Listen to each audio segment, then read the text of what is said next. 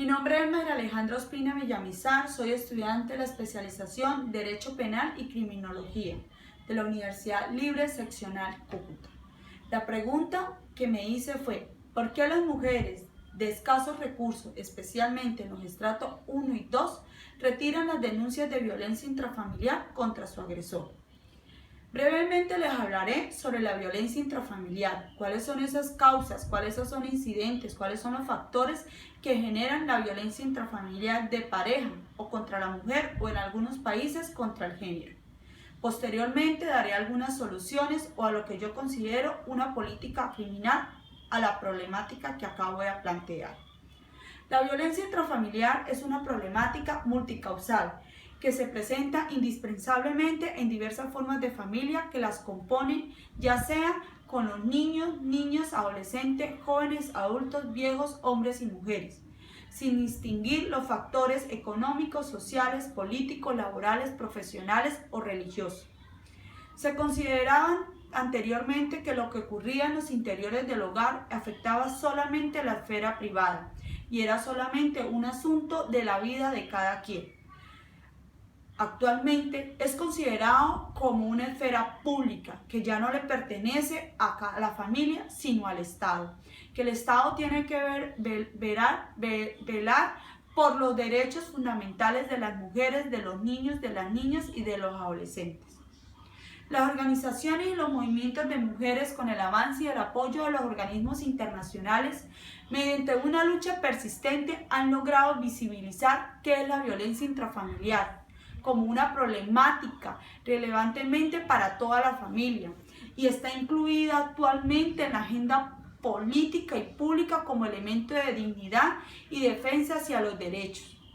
Actualmente está legitimada en nuestra institución como una agenda pública a partir de 1996 con la Ley 294. La violencia intrafamiliar, como lo he dicho, es una problemática de salud pública que se puede manifestar no solo en golpes, insultos, gritos, castigos ni malos tratos. También pueden pasar simplemente de una violencia intrafamiliar como un feminicidio. ¿Pero qué es realmente la violencia intrafamiliar? Pues es el abuso que ejercen unos miembros de familia sobre otros. Puede ser física, sexual o psicológica y causar mucho daño. Las comisarías de familia son las primeras que tienen las puertas abiertas para aquellas víctimas como son las mujeres, los niños, las niñas, los adolescentes de nuestro país. Esto fue gracias al artículo 17 de la Ley 1257 del 2008. Aunque la violencia intrafamiliar tiene múltiples expresiones, la más significativa de estas es lo que se presenta en los casos de pareja. Los episodios de violencia de pareja ocasionan un círculo de maltrato que se producen sentimientos encontrados, sentimientos de indefensión, baja autoestima, una situación sin salida. Y lo más terrible es que sus víctimas también son sus hijos, es decir, los niños o las niñas. Los niños y las niñas que presentan estas agresiones por parte de su padre o madre hacia el padre tienen una grande repercusión negativa para el bienestar físico, psicológico y además afectan notoriamente un desarrollo emocional y social. Cuando un niño es testigo o víctima directa o indirectamente de una violencia intrafamiliar, está comprobado que afecta sus bases de seguridad y de confianza hacia el mundo exterior. Los sentimientos que se producen son de indefensión, miedo, ansiedad, preocupación, que de la experiencia traumática se vuelva a repetir. Usualmente la violencia intrafamiliar ha hecho que constituye una amenaza constante al espacio de la protección. De ser un refugio para que ellos encuentren amor y paz, lo que encuentran es agresividad, violencia y desesperación. Cada vez mueren muchas mujeres, gracias que son víctimas o desafortunadamente son víctimas de la violencia de género. Está comprobado que en Colombia mueren más mujeres por sus parejas, por sus compañeros, por sus esposos o excompañeros permanentes que soldados combatientes. en un conflicto armado. Solo en el mes de enero y febrero del año pasado, del 2015, se comprobaron que murieron a cerca de 126 mujeres en estos 2 meses y durante 2014 murieron apenas 196 soldados en un combate. Haciendo un cálculo con estas cifras, en promedio cada mes mueren 21 mujeres y los soldados mueren 21 soldados y 63 mujeres por violencia de género. Con respecto a la violencia de pareja, los registros de medicina legal se señalan que son 75.939 peritaciones realizadas por violencia intrafamiliar. Un porcentaje de esto, el 64.3%, responden a una violencia de pareja. Y el 85% de esto son violencia contra la mujer. La mayoría de los casos se presenta entre las mujeres entre 15 y 29 años de edad. El principal agresor siempre es su compañero permanente o es su compañero permanente. De acuerdo con el análisis de medicina legal, la violencia de pareja es ejercida generalmente por aquella persona que actualmente tiene un vínculo o porque alguna vez compartió un lazo emocional con ella. La intolerancia y la celotopía son los motivos más desencadenados de este hecho de violencia. ¿Cómo olvidar la violencia de Viviana Urrego?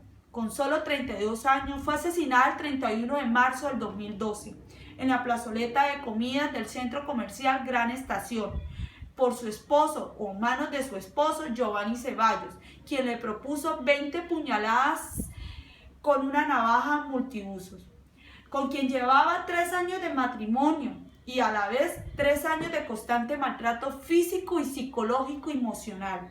Viviana Urrego logró escapar de su país, con quien vivía con su esposo en Costa Rica junto con su hija Sofía, país donde allí vivía con él, y pensó que podría salvar su vida cerca a su familia y a su país, Colombia, pero aún así, en su país y delante de sus padres y frente a muchos testigos, no fue dificultad para su agresor, en este caso su esposo, para asesinarla. En estos casos son la muestra, es una de las muestras dramáticas de lo que ocurre diariamente en nuestro país.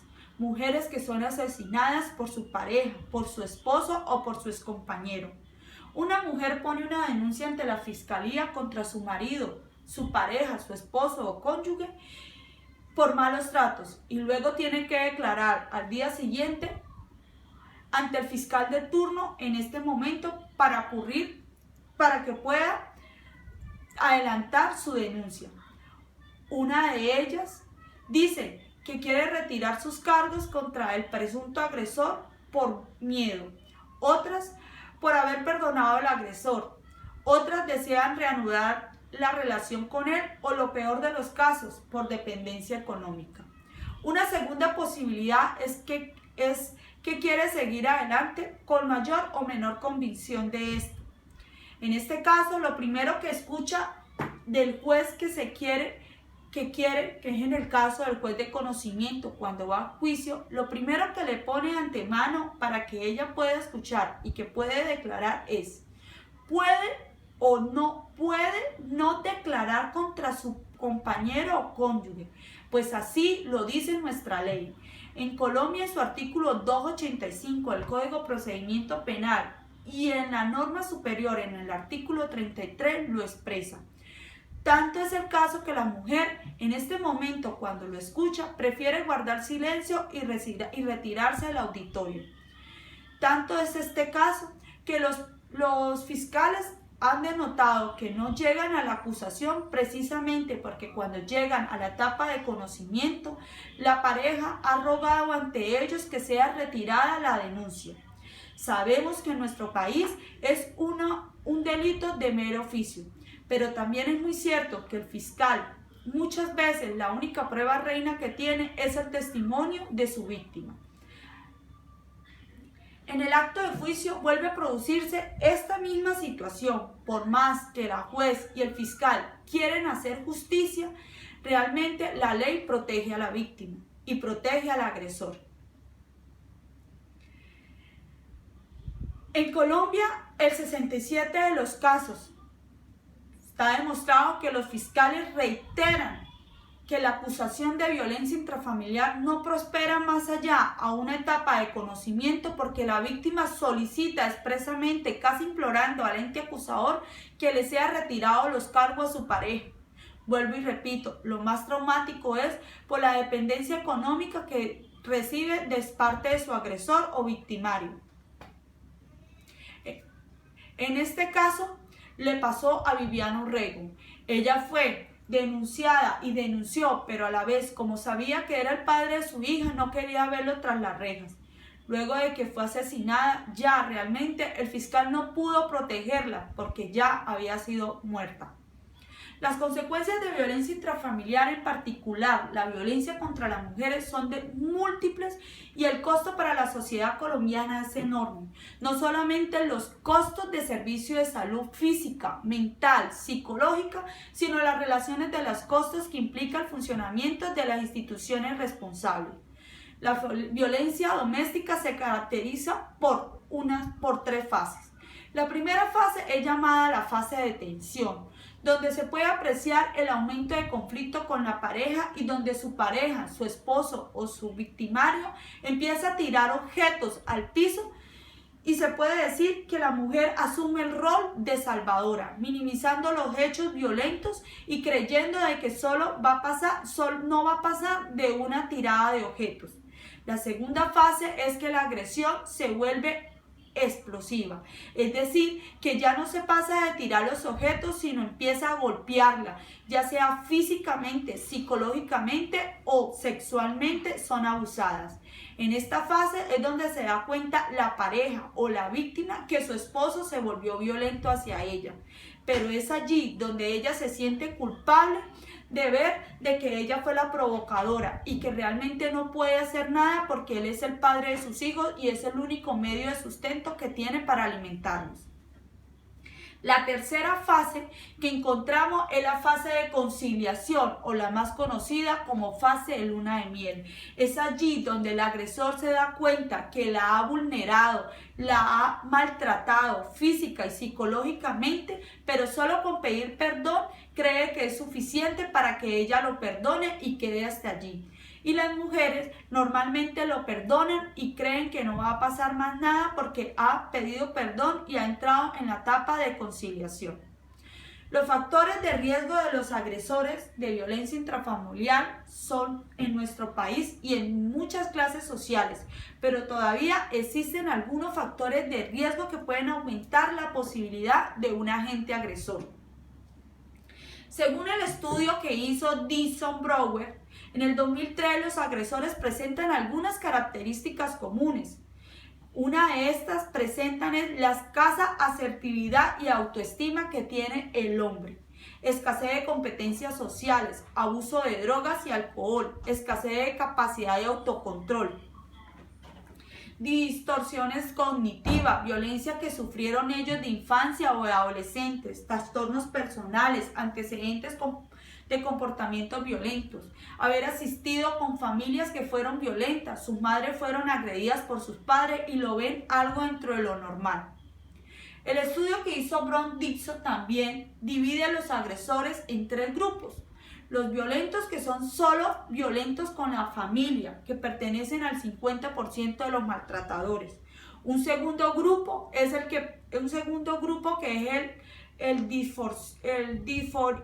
disfórico, que pertenece el 25% de los agresores. Y un tercer grupo que es los violentos y antisociales, que pertenecen el otro 25% de los agresores.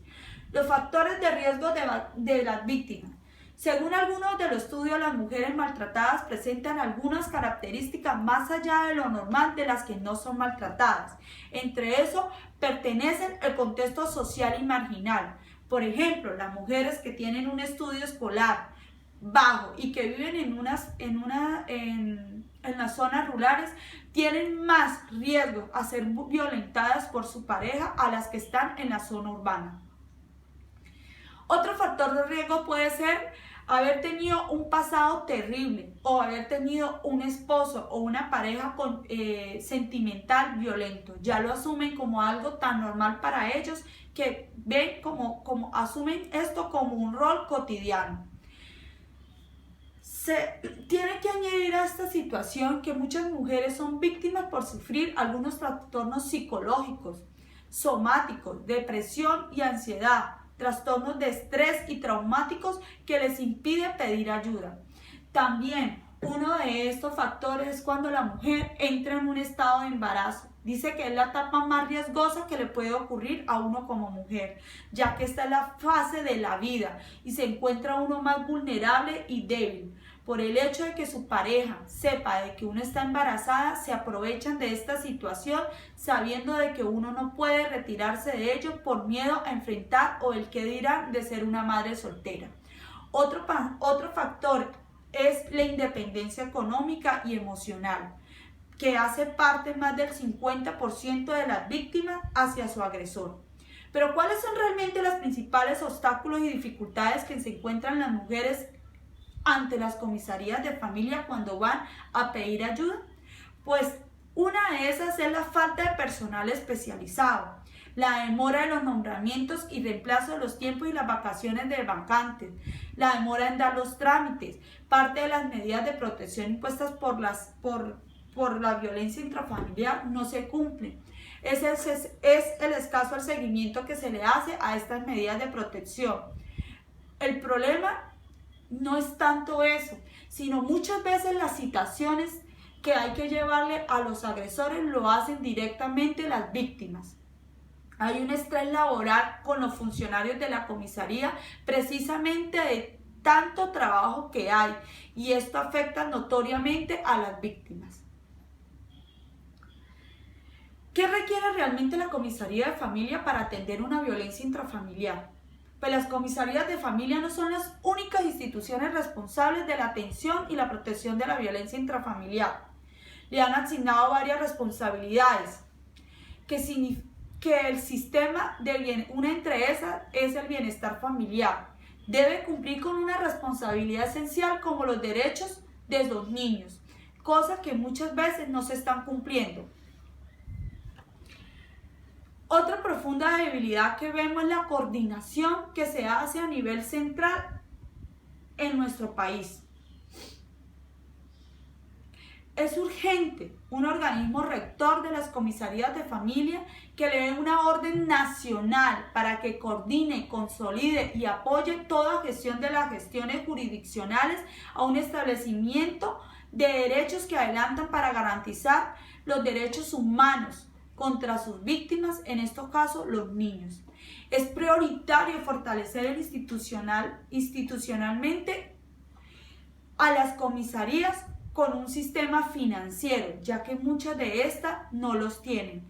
La prioridad de la gestión y la operación de la atención entre violencia intrafamiliar se desarrolla de manera interdisciplinaria e integral e institucional, con perfiles de profesionales altamente capacitados para recibir esta clase de denuncia. Se requiere eminentemente un sistema de riesgo de atención de seguimiento a estas medidas de protección que se le hacen a estas víctimas, sobre todo a las mujeres, a los niños y a las niñas, a los adultos mayores y a las personas discapacitadas. Después de haber analizado estos factores y estas causas que conllevan a la violencia intrafamiliar, en este caso específico a su pareja, pienso que para que no se siga repitiendo que la víctima retire la denuncia hacia su victimario, el gobierno debe estudiar, modificar la ley para que las víctimas de malos tratos tengan la obligación de declarar. Segundo, que en la etapa de conocimiento que hace el ente acusador ante el juzgado, la víctima no tenga que declarar ante su victimario, sino ser totalmente protegido. Debe ser necesario que se elaboren estudios para investigar las razones por las cuales las mujeres realmente retiran estas denuncias y realmente sensibilizar a estas mujeres para que no las retiren, las mujeres no se sientan a no declarar, sino lo contrario, se sientan con la obligación de declarar porque es esa persona que la está maltratando y así poder evitar un feminicidio. Proyectar documentales como Hasta que la violencia termine, realizar grupos de discusión y talleres para crear conciencia y recaudar fondos para combatir la violencia de género precisamente contra nosotras las mujeres. Crear unas casas de refugio autónomas para las mujeres, ya que se está comprobado que muchas de ellas retiran las denuncias por el miedo de enfrentar al mundo con sus hijos sin tener un apoyo económico. Esta fue mi ponencia respecto a la pregunta que me hice, ¿por qué las mujeres retiran las denuncias contra violencia intrafamiliar por su agresor? Gracias.